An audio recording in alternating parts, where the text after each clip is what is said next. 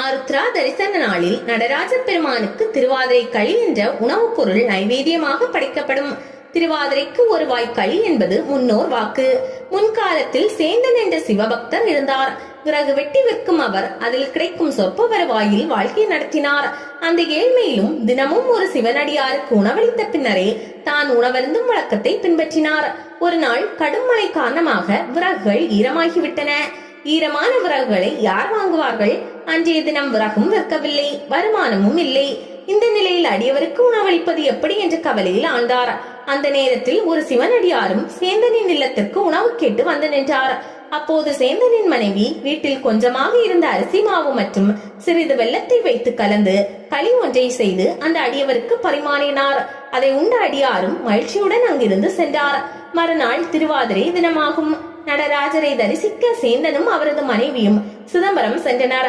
அங்கு சிவபெருமானின் வாய்ப்பகுதியில் சிறிது களி ஒட்டி கொண்டிருந்தது. சேந்தனின் வீட்டிற்கு அடியாராக வந்து களி சாப்பிட்டது ஈசன் என்று அறிந்ததும் சேந்தனும் அவரது மனைவியும் ஆனந்த கண்ணீர் வடித்தனர்.